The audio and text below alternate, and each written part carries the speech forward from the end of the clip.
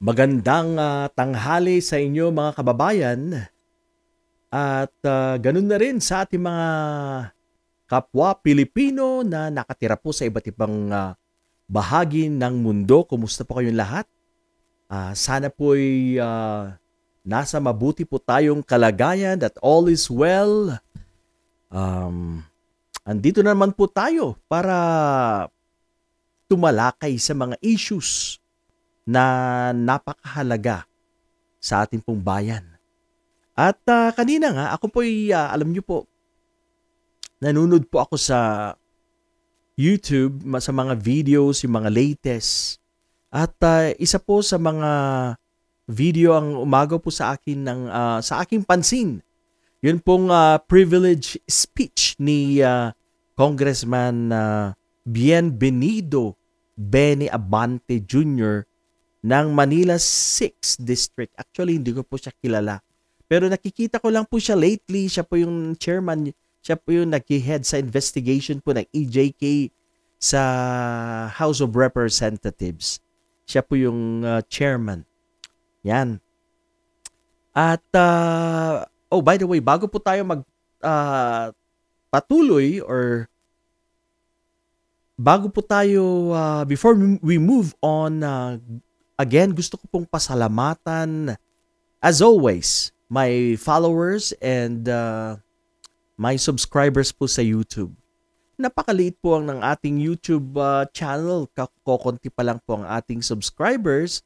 Sana naman po matulungan niyo po akong ma-augment or ma-increase ang atin pong number of subscribers at followers po sa Facebook. So, lalong-lalo na po sa YouTube, napakaliit po na sa 3,000 plus, 3,900 pa lang po tayo. So, baka naman po matulungan niyo ako at mapalaki po natin ang aking channel. At ako po'y magpapasalamat sa inyo forever. Maraming salamat po ahead of time or in advance.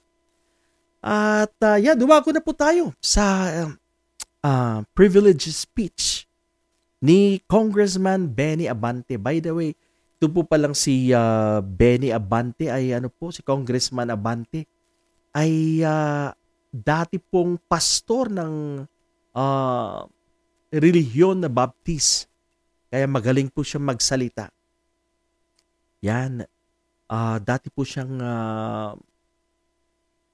tawag nito, pastor sa Baptist faith. Yan. So, gaya po ng kinatatakutan ko at lagi po ko pong tinatalakay sa aking mga videos, ganun din po kay Congressman Abante yung kanyang isiniwalat, yung kanyang pong expression of concern sa House of Representatives. Nung mabigyan po siya ng pribilehyo para po magtalumpati at ihayag ang kanyang nararamdaman. Yan po. At magkapareho nga po kaming nararamdaman. Siguro ganun din po kayo. That I am concerned and alarmed sa mga Chinese po. Sa increasing number of Chinese nationals sa atin pong bayan. At yun pong punto ni Congressman Abante ay in-involve nyo din po dito yung issue po of honesty and integrity sa ating mga sangay sa gobyerno. Yan din po, lagi pong tinatalakay. Talagang meron po talagang problema sa ating mga sangay sa gobyerno. Maraming mga kalokohan, maraming mga kabulukan. At dapat talaga ito ma-check, dapat matigil. Dapat ang Pangulo, dapat ang liderato ni Pangulong Marcos maging seryoso at ipatupad ang batas. Parusahan kung sino po yung mga gumagawa dapat ng kalokohan dahil ang dami po sa iba't ibang ahensya po ng ating pamahalaan. Marami po talaga ang mga nasisilaw, madali pong masilaw sa pera. Kaya po sila gumagawa ng mga kalokohan. Marami po. Hindi naman po lahat, pero marami. Hindi na po kailangang banggitin or sabihin exactly, pero Sa lahat po ng mga balita na naririnig natin mula pa noon, panahon ni Adan, ang dami na pong mga kalukuhan ng nangyayari po sa ating bayan. Kaya hindi po umuunlad ang Pilipinas. Ang ating pong bayan ay isang bayang mayaman. Marami po tayong pagkakakitaan sa ating bayan. Makakapag-generate po tayo ng maraming pera para po sa ating mga kababayan, para sa ating gobyerno at pangangailangan. Kaya lang, para pong isang bulsa na butas, kargahan mo man, nahuhulog din dahil butas. Saan napupunta? Sa korupsyon. Yan. Kaya, sad to say, ito po ang realidad sa Pilipinas. Kaya, dapat talaga pukpukin ang mga leaders ng bansang ito. Dahil, hindi po natitigil yung korupsyon na yan.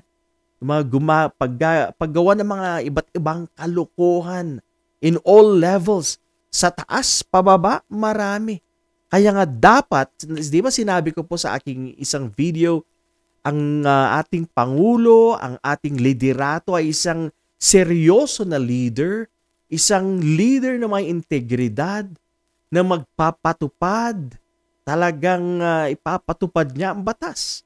Na kung sino man ang nagkasala, walang ninong-ninong, walang kinikilingan. Dapat ikulong, dapat managot ang mga taong sangkot. Yan. Balik tayo kay Congressman Benny Abante. Ang talagang pinatamaan niya po ng husto dito ay ang ahensya ng immigration. So alam niyo po yan, yung Bureau of Immigration. Yan. Yan po yung talagang, kumbaga, direct hit na binanatan niya. Bureau of Immigration. At bumalik na naman po sa kanyang recollection, ang pagpasok ng napakaraming inchik dito sa Pilipinas o sa Pilipinas. Taong 2017, so panahon po yan ni President Digong Duterte, na kung saan pinayagan ang mga inchik, ang mga singkit na pumasok sa Pilipinas illegally. Hagupit po yan sa nakarang administrasyon. Alam niyo po, itong mga problema na to, I'm just a fair commentator. Kung gumawa ka ng tama, I will praise you. Kung gumawa ka ng mali, siyempre, negative din ang mga commentaries na ibibigay ko. Negative din ang aking reaksyon sa iyong mga achievements o mga ginawa na hindi maganda. So fair lang po tayo dito. Hindi po ako panatiko, hindi ako maka-Marcos, hindi po ako maka-Robredo. Tinitignan ko po yung gawa ng isang leader. Kung tama ba ang kanyang ginagawa, kung para sa bayan ba ang kanyang ginagawa, kung makatao ba ang kanyang ginagawa, ganyan po tayo. So balik tayo. I was talking about the past administration of Rodrigo Duterte, former president of the Philippines, that during his time, talagang there was an influx of illegal foreign nationals, specifically Chinese nationals, ang nakapasok dito sa Pilipinas. Hindi po natin alam, kuro-kuro lang, maring may kasunduan ang China at ang gobyerno ng Pilipinas. Hindi po natin alam yan. Pero sa aking pong feeling, sa aking pakiramdam, meron niyang kasunduan yan. Sigurado yan. Sigurado merong kasunduan. Kaya lang, hindi naman po natin masabi, haka-haka lang. But yan po ang aking nararamdaman.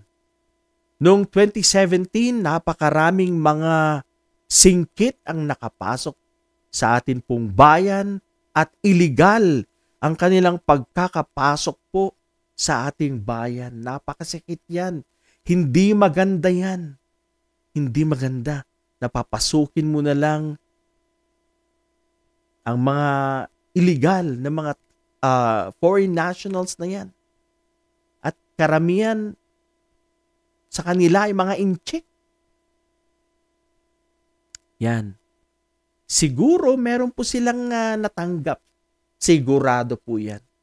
May natanggap po silang kapalit. Sigurado yan, pera. Kaya nakapasok po sila. So yan po ang binanatan ni Congressman Benny Abante, ang Bureau of Immigration.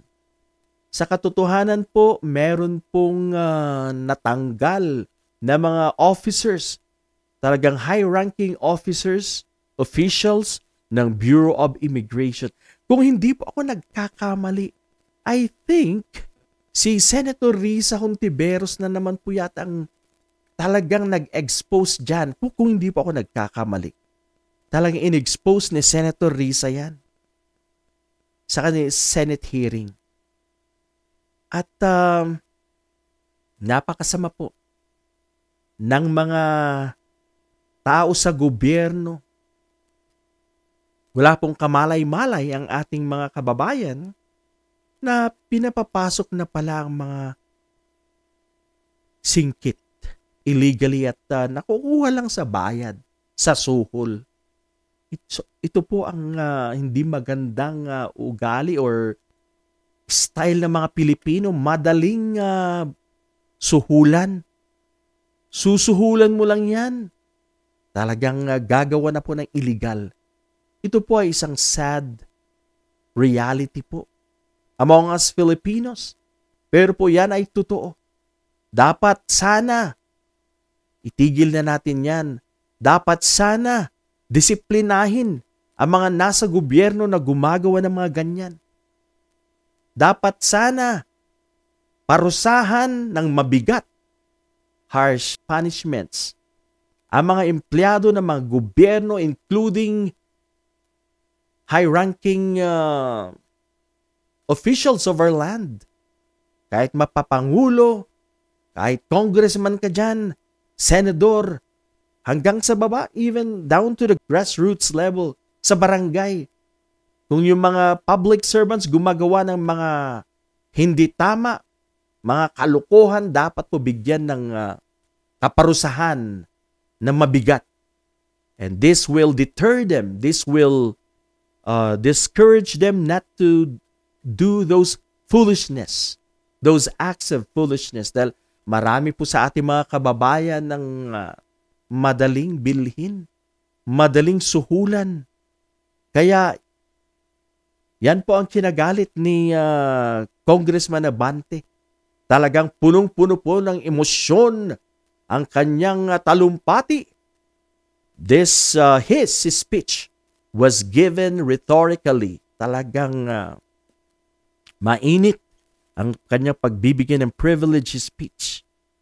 Binanatan niya ang Bureau of Immigration. Noong 2017, si Senator Risa, if I'm not mistaken, siya po ang naglabas dyan po sa pastillas scheme. Yung pastillas, di ba, ano po yan, nababalot po siya ng papel, paikot, it's wrapped up. Ganun din po, ganun po yung pagkaka-describe or description na yung pera binilot sa papel at para po ilagay, isuhol sa mga tao dyan sa immigration at yun, lusot. Marami po sa atin, mga kababayan, nasa gobyerno, magaling magpalusot, gumawa ng mga kalukuhan, gumawa ng dokumentos, kahit na mali, hindi tama, pero ginagawa nila dahil sila po ay kumakagat sa pera. Yan po, pera-pera lang. Dapat talaga matigil na po yung mga kalukuhan ng ating mga kababayan na nagtatrabaho sa gobyerno. Yan, so pastillas scheme 2017, yung kasagsagan po, yung peak ng pagpasok ng Pogo, andyan po yung pastillas scheme. Kaya maraming kalukuhan talaga sa Pilipinas. Biro mo, isang Alice Go na bigyan ng birth certificate na napaka-obvious naman na Chinese national, pwede ka naman matuto. Magpa-tutor ka, magsalita kung paano mag-Tagalog. Yan po ay pwedeng pag-aralan. Ako din. Pwede po ako magpa-tutor para matuto sa salitang Ingles or Spanish. Pwedeng gawin yan. Kaya napaka-obvious si Alice Go. Para sa aking opinion, hindi po siya legit na Filipino. So, hindi lang po pala birth certificate ang pwede nila ibigay. Since meron silang birth certificate, nakakapag-apply po sila ng birth certificate, pati passport, nakakapag-apply po sila ng passport, at nai-issuehan din sila ng driver's license. Yan. Mga kalokohan talaga. Ito po ay mga banyaga na pumasok sa isang lugar sa Pilipinas at sila ay nabigyan ng mga dokumentos. Dahil po sa mga kalokohan ng mga empleyado ng gobyerno, kaya po nila nagawa yan, nagagawa yan. Kaya, hindi po maganda yan. Dapat itigil na natin yan. Binanggit din ni Congressman Abante ang very alarming daw na ang Camp Aguinaldo, naobserban daw po nila, remember po, sundalo po yan, kampo ng ating kasundaluhan. Itong Camp Aguinaldo daw po ay napaliligiran ng mga condos na kung saan maraming mga Chinese nationals ang nakatira dyan. Hindi po ba yan nakakatakot? Na kung po, let's say, pumutok ang gyera, of course, andyan na, di natin alam, baka mga sundalong Chino, yung mga yan, nakapalibot dyan sa Camp Aguinaldo. So, nakakatakot dahil ganun din po sa panahon ng nung magkagyera po during World War II, nung andyan po ang Japan, in-invade po tayo. Marami na po palang mga Hapon ang nakapasok noon sa Pilipinas. At ngayon, nangyayari na naman yan, kaya nakakatakot. Kaya dapat po, mag-action na po tayo. Sinabi ko na po to sa aking video a few days ago. Dapat mag-action ng gobyerno. Dapat umpisa na ang pag-deport ng mga Chinese nationals na nasa Pilipinas po. Now, we're talking about yung pong mga Chinese nationals. We're not talking about yung pong mga Filipino-Chinese dahil marami po tayong mga kababayan mababait yan. Mga Filipino-Chinese na matagal na pong nag-immigrate sa ating bayan. Hindi po sila yung problema dito at kinatatakutan. Ang kinatatakutan po natin dito ay mga Chinese nationals na talagang pumasok dito po sa ating bayan illegally. Yun po ang ating binabanatan dito. At sana ma-deport ASAP right away dahil sila po ay malaking threat sa atin pong national security. Pag di natin po alam, sana hindi naman. Hindi naman po mangyari na magkagera dyan po sa West Philippine Sea magsimula. At it will end up to talagang full-scale war talaga. Sana hindi naman po mangyari. Dahil, kumbaga, lamang po sila dahil may mga tao na po sila sa Pilipinas. May mga naunang grupo, mga batches of, di natin alam, mga sundalo na nauna na sa Pilipinas. Talagang bubulagain na lang nila tayo. Kaya, Pangulong Bongbong Marcos, sana po, aksyonan nyo na yung pinagsisigawan ni Senator Risa Hontiveros na deport them now. Talagang iba ng Pogo, stop. Wala ng consideration, wala ng suspension. Stop Pogo, deport all those people involved dito po sa mga operations na to. Para po sa ating seguridad dahil delikado. Sa Davao, ang daming mga singkit. At Balitang malalapit to sa mga Duterte, sa pamilyang Duterte. Marami silang mga kaibigan, mga Chinese. So, nakakatakot. Hindi lang Davao. Balita kahit dyan po sa Zambales, marami na po mga in-check. So, talagang kung titignan nyo po, Luzon, Visayas, Mindanao, talagang they are spread all over the country. Kaya kung magkaroon po ng digmaan, sana naman wag po. Delikado po tayo dahil nakapasok na po sila. Cagayan, remember Cagayan? Don't forget Cagayan. Na marami pong mga sinasabi nila, mga estudyante. You never know. Na itong mga tinatawag nila mga estudyante baka sundalo ng komunistang bansang China. Kaya napakahalaga po ang oras. The clock is ticking. Sana'y umaksyon na po tayo at paalisin ang mga singkit na to. Dahil sila po ay mga pasaway sa ngayon. Lalo na po yung mga nasa Pogo. Dapat pong sipain, palabasin, i-deport dahil mahirap na. Mahirap na dahil ang mga ito ay mga suspicious personalities. Remember po yung nahuli nilang, na-confiscate nilang uniforms ng looks like uniforme ng sundalong inchik o singkit. Mga mga sinyales na dapat tutukan, bantayan, dapat po maging mapagmasid po tayo, maging vigilant dahil nakakatakot. So yan, influx of Chinese students, Chinese nationals, di natin alam, baka ginamit lang nila ang pogo-pogo na yan, yung as a front, pero sa totoo, mga sundalo pala yan. So yan, mabuhay ka, kahit na hindi ko po kilala si Congressman Abante. Mabuhay ka, Congressman Abante, sana magising ang ating administrasyon, ang palasyo sa iyong privilege speech. Sana napanood nila yan at mag-isip. Dapat i-deport na. Habang maaga pa, habang kontrolado pa natin ang sitwasyon. Alright? Okay, so yan lang po ang ating maigsing video about dyan po sa isang threat sa ating national security at ganun na rin po ang mga kalukuhan sa sangay ng ating gobyerno, lalong-lalo na-emphasize po dito ang kalukuhan sa Bureau of Immigration. Yan. So, mga kababayan, maraming salamat po sa mga manunood sa aking video. Thank you so much. Sana po patuloy po ang inyong pag-suporta sa aking channel.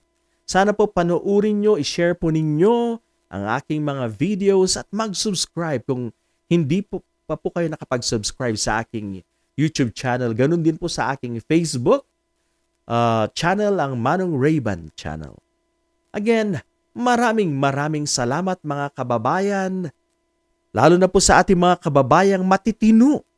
Dahil sa ngayon po, our country is divided. Yan po ang realidad. Kaya pinapasalamatan ko po ang mga Pilipino na nagmamahal sa ating bayan. Hindi ko po pinapasalamatan ang mga DDS. I'm just being fair. Dahil ang mga DDS, sila po ang talagang source or sila po, sa kanila po nanggagaling ang attempts to divide our country. Puro mga paninira. Wala po silang suporta sa administrasyon. Tayo po kahit na hindi po tayo makamarcos, but we support the foreign policies and programs of PBBM as long as makatao at makabayan. So ang aking pasasalamat at saludo ay para po sa mga matitinong Pilipino, para po sa mga Pilipinong makabayan at patriotiko. Yan lang po. Magandang hapon, Pilipinas. At siguro po, baka pwede na po kayong magsaing dyan ng kanin dahil malapit na naman ng dinner o kaya supper time. Paalam!